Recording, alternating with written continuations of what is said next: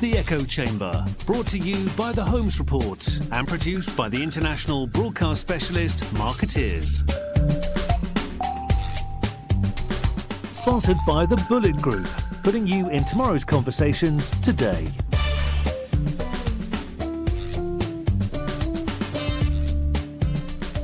Hello everyone and welcome to the Echo Chamber. I'm Maja Pawinska Sims, the EMEA editor of the Holmes Report, and I'm joined in London today by Labadie, Brands to Life's Managing Director of Business and Technology, who is here to talk about a fascinating new paper from the agency on the challenges of bringing stories about artificial intelligence, companies, products and innovations to life from a communications perspective. Andre, welcome to the Echo Chamber. Hi there, nice to be here. It's lovely to have you. Now, you've written a quite chunky white paper on this subject. What made you think that this is something that needed addressing in depth? Well, the AI space is really hot at the moment. We're working with a number of clients in the space from right across the spectrum, really, from the B2B tech side, in which I sit in, right through the business, from corporate and business clients and consumer clients as well. And as a space, it's evolving really, really quickly. We saw a stat that talked about how VC funding of AI companies went up 72% last year, hitting a record 9.3 billion globally. And we see it across all sectors, from fashion to healthcare, law, finance, through to things like cybersecurity and things that people in the street might be more familiar with, such as connected home devices and Alexa. And while we're seeing that there's a huge interest among brands trying to tell their AI stories, there's also a bit of fear and a bit of concern among employees, among the general public as well, in terms of how it affects their jobs, how it's changing their lives, and what that means for communicators is that there's a real challenge out there. It's not difficult to tell a credible AI story, particularly when there's so much competition out there and there's a number of issues that these brands are facing.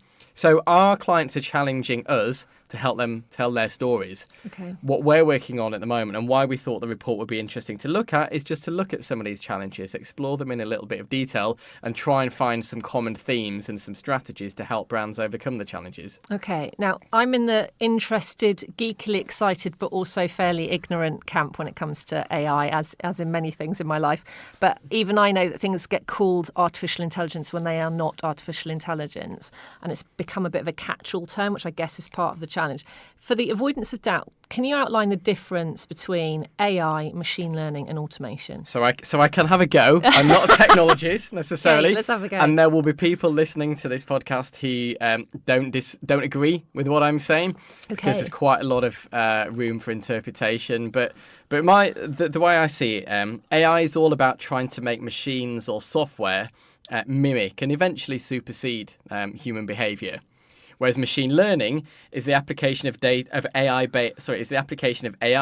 based around the idea that we should be able to give machines access to data and let them learn for themselves. Okay. Then you have automation, which is a lot simpler, really, which is basically making a hardware or software that is capable of doing things automatically without human intervention. So it follows pre-programmed rules. Okay. Where it gets a little bit more difficult is there are also different areas and definitions around AI itself. So very simply, you have what we would call narrow AI. So this is AI focused on a very specific type of application. So for example, one of the brands that we work with is Darktrace, which is a cybersecurity business which uses AI to identify unusual behaviour within organisations very quickly, and also uses AI to stop that behaviour and to protect the organisation. Whereas then you have general AI, which is where the AI is becoming sentient, so much more advanced. We're not there yet. We're some years off that yet, but there are two very different types of AI out there. So even AI isn't just AI. Okay, that's really interesting. So this is one of the challenges, I'm guessing. What are the main challenges for communicators in storytelling for companies in this space? So from speaking to the clients, to journalists, and to a Lord who chairs the Lord's AI committee around some of the challenges, we identified 4 key areas. So the first one is there's just too much noise out there. Too many brands are trying to tell their AI story. Then there's the suggestion of AI washing, in that brands who don't really have a strong AI technology or product are trying to get in on the AI act and jumping on the bandwagon. Then we've got the fact that there's a need for education, as we talked about earlier, and it's a very emotive area, and there's a lot of misunderstanding around it. And there's a real need for brands in some areas to really educate their audiences around what their AI offering is and what the implications of it are for businesses and people.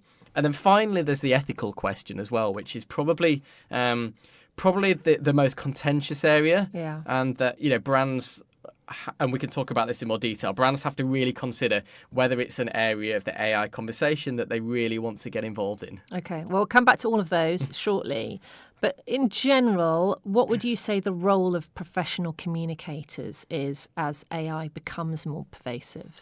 I think the role of communicators is to carve out a brand's AI story, to find out what's really different about it, and then to tell that story really clearly, so it's really obvious to the audiences where that brand sits, what they can do for me as a person, as an employee, or leading a business unit within a business. I think there's also a responsibility to excite people. Right? AI is fascinating. There are so many brilliant applications and potential applications for it, and rarely in this game do we get to talk about what the art of the possible is and look and future gaze many years ahead, talk about its potential. And then finally, I think we do have a responsibility to tell that story sensitively, to dive into the appropriate discussions and often tackle some quite difficult questions around our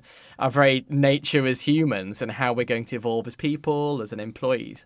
Yeah, big questions, actually. And going back to that human point that you mentioned earlier, considering we're talking about machines, there's an awful lot of human emotion, mainly fear and ignorance, I would argue, around AI. What's going on here, and how can we get around that as communicators? Well, I think it's natural that there are concerns and there are fears around AI.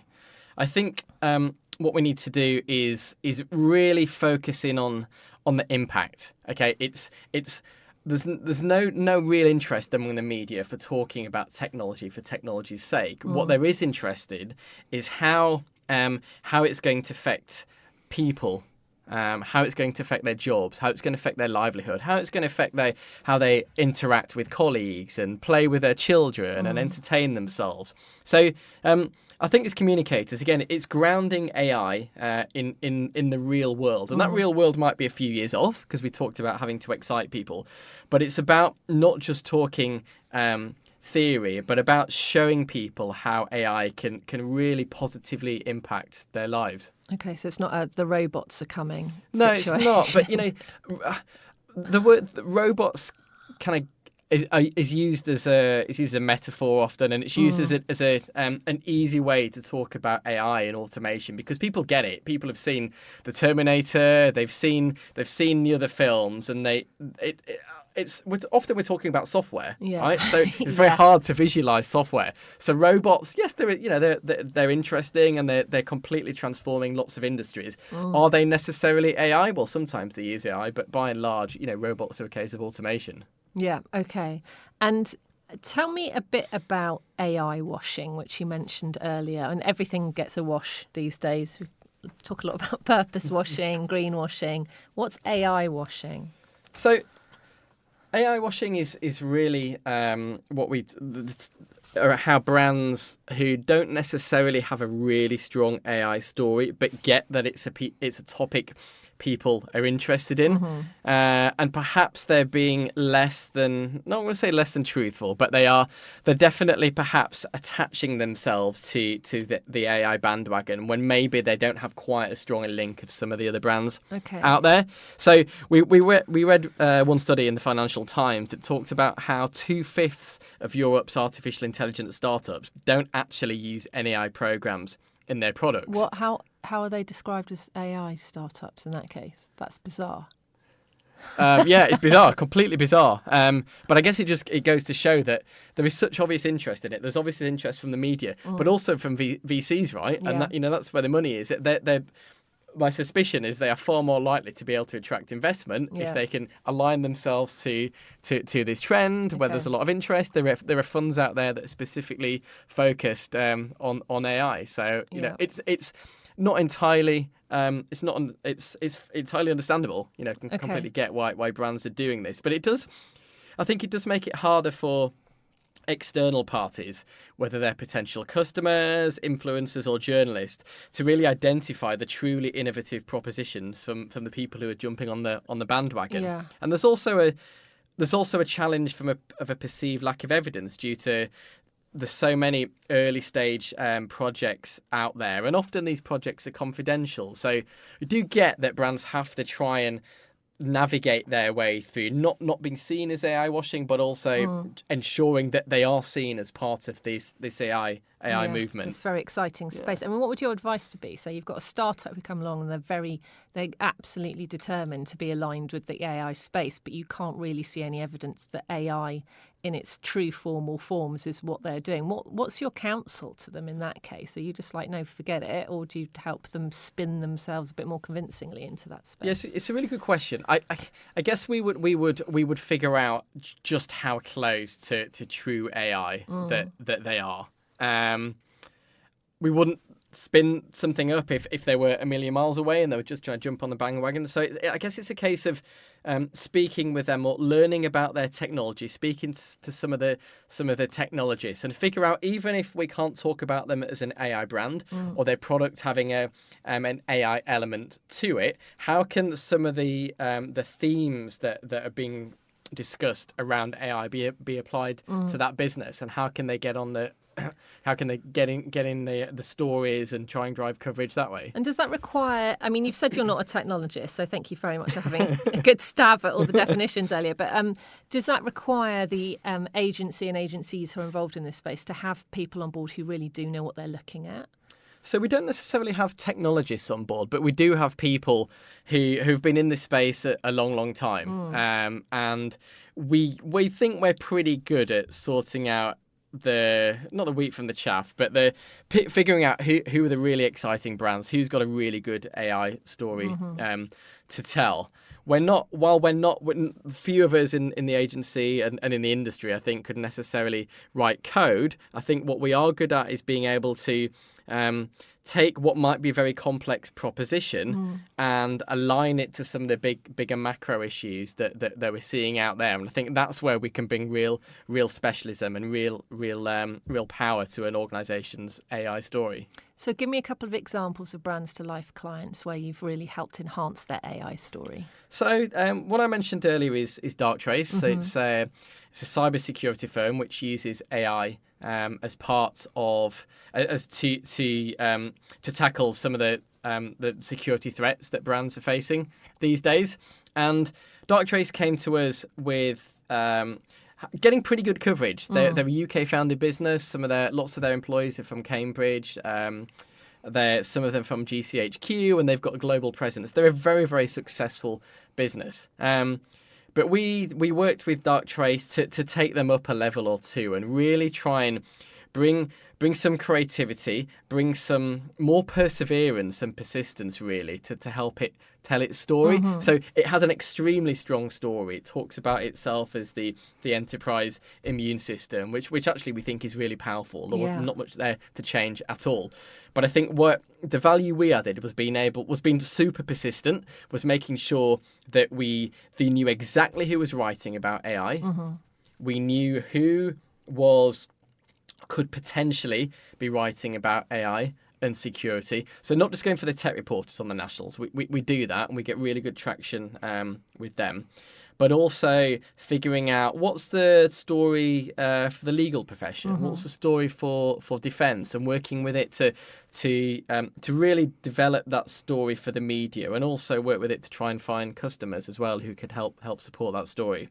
That's one example. I guess another example is IPsoft.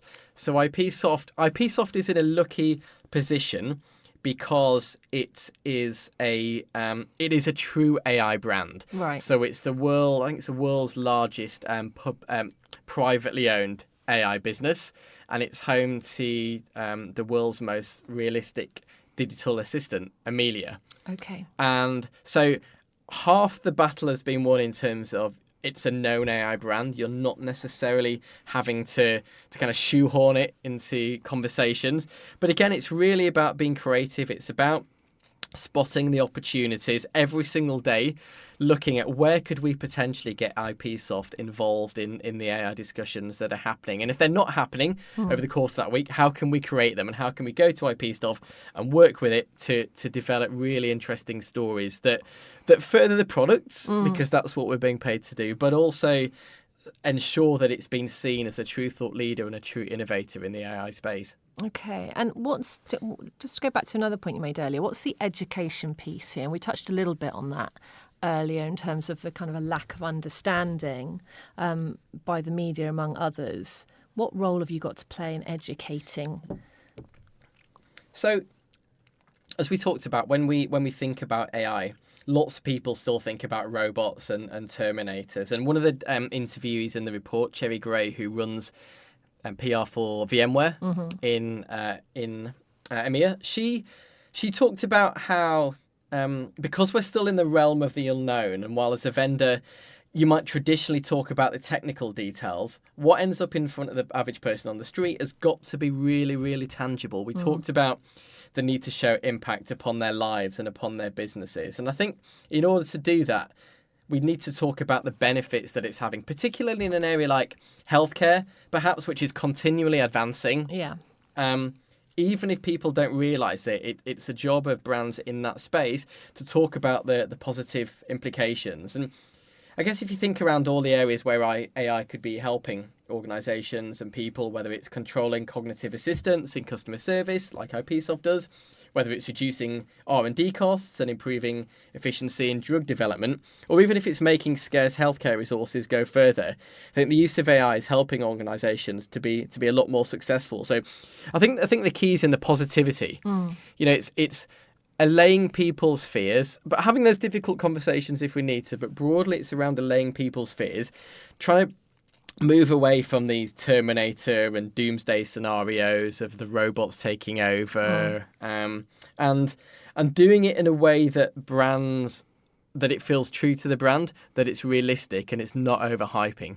Yeah. Okay. Well, one of those tricky conversations has got to be around ethics, I would have thought. So I was at the Eco Global Summit in Lisbon last week, and there was a panel on artificial intelligence and how ready the public relations is for it as an industry in its own right.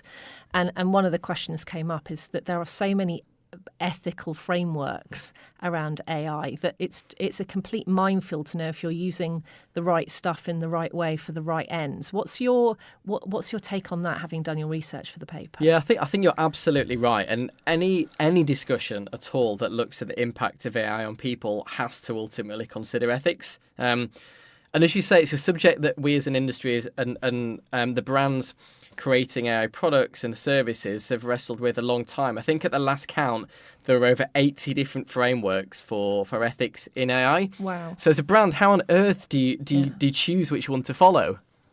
So, you know, whether it's the potential consequences of increased efficiency, such as job losses, and where the responsibility lies in mitigating that, or whether it's the threat of unchecked programs discriminating against certain groups, any brand who wants to tell an AI story has to at least consider its ethics position. So even vendors who might think they could never be deployed in an unethical situation, they've got to bear in mind the perception of AI, and headlines touching on AI or technology ethics can really strike a chord with consumers, which in turn can influence their view of AI as a whole. So it's a really tough one. Lord Clement Jones was the Lord I spoke about, who chairs the Lord's AI committee, who's had some really interesting points to make. And in his opinion, he talked about how, as a brand, you don't just develop or apply AI. You potentially have to be a consultant in AI across the board in all sorts of different ways. One of those ways is ethics. So the brand and the experts within those brands need to know how they ethically screen, how they implement an AI code of ethics, whether they need to be able to audit their systems. And there are huge implications for society. As Lord Clement Jones talked about, tech vendors need to understand that people do not know what the consequences would be, and so they should not wait to be asked. It's an absolute minefield, isn't it, really? And like you said, it requires a kind of a different level of consultancy than you would normally expect to have as a manufacturer of a technology Absolutely, product. and from a comms perspective, it comes down to a need for transparency. I think for any organisation whose AI impacts people, as in almost any AI organisation, having a position on ethics is just non-negotiable. Now, whether you go out there with full force and that is the thrust of your story or one of your stories that you take to the media, that's a different matter.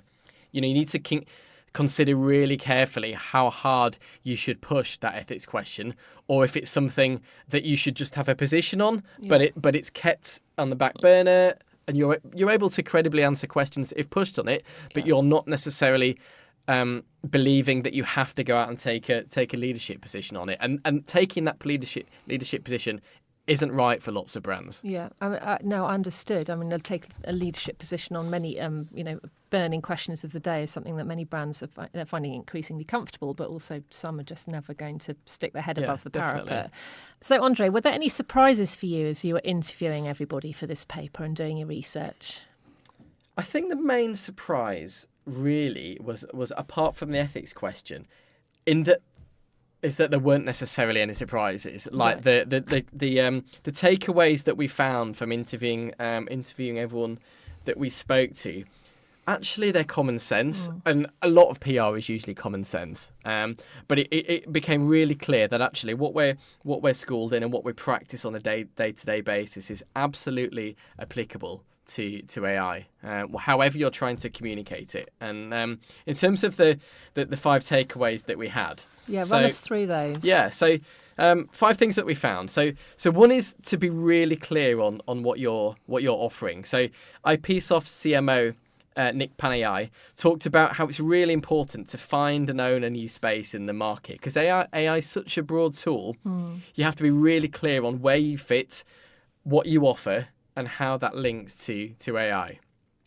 The second one is focusing on the impact and not the technology. So as I talked about earlier, while there are brands out there who are doing incredibly cool stuff in AI, and if Google has launched a new AI product, whether it's under the Google brand or DeepMind or whatever, it's sometimes of interest to a fairly niche pool of journalists. However, that's not the case for most AI stories. So I think brands need to talk about how things are going to change, not necessarily how or why the AI is important. You're not selling an algorithm, you're selling how it can change the lives of people. Yeah, that's a very good point. Bring it back to the human again. Absolutely. It all comes back to the human. And I think that's tied into the third point that we found, which is be credible, right? Don't try and jump on issues or topics that you can't credibly talk about. You have to ensure that what you say your products and solutions are actually what they are. Not every vendor can necessarily lay claim to having game-changing AI technology developed by large teams of experts, and that's absolutely fine. But everyone who wants their voice to be heard should be able to draw upon real experts who have credible viewpoints and interesting and forward-thinking views. Okay. Fourth is about telling stories and not products. So again, this goes back to this real world examples. They're absolutely vital. Find them where they exist and where you have the customers who are willing to talk about them. Yeah. If they're not, then consider using data to support your point. So that can be really powerful, because as well, it allows you to talk about some of the wider trends within your sector. We talked to the Alan Turing Institute, and they summed it up well by saying a lot of what sits behind AI is often complex mathematical equations and algorithms, which don't necessarily make for compelling comms story on their own. You have to know which ones to pick up and which ones to let go, and when is a really good time to tell that story. Okay, that's a really good point. And then the fifth one we found was around being bold. So AI is seen by many as being futuristic and visionary. And we talked earlier around how AI gives PRs sometimes a fairly rare opportunity to be really creative and really talk about what the potential future benefits and implications of AI could be. So if you can talk about the future while being realistic, then do that. Harness that ability. But also don't avoid the bigger topics if you've got something that's really compelling to say, and also crucially whether that story can withstand robust scrutiny. And I think that last point is really important to avoid getting your message hijacked. There are some negatives in AI. There are some things that really concern us. But in order to tell a story around AI that's really compelling and really comprehensive, then sometimes we have to face those potential negatives and be prepared for the fallouts and potential consequences of taking on what is such an emotive but actually incredibly fascinating topic. Yeah. So what's your favourite, just as a final point, what's your favourite application or future application of AI that you've come across? One of my clients, VMware, which is one of the world's biggest and most influential technology firms, its CEO, Pat Gelsinger, is extremely passionate about the potential for technology to address some of the biggest problems that we're facing as humans on the planet. And I think AI has an enormous role to play in that. That for me really captivates the imagination. And I think it's also really interesting because it's something that VMware as a brand isn't just pursuing by itself. It's something that it requires the technology industry, the data science industry, the AI industry to come together as a collective and really bring together their collective technology and brain power, not just AI power, but bringing all that together to really solve things like climate change. And for me, it's those enormous issues that I think AI has enormous potential. Okay, brilliant. Inspiring stuff. Andre, thank you very much for joining the Echo Chamber Thank you today. very much.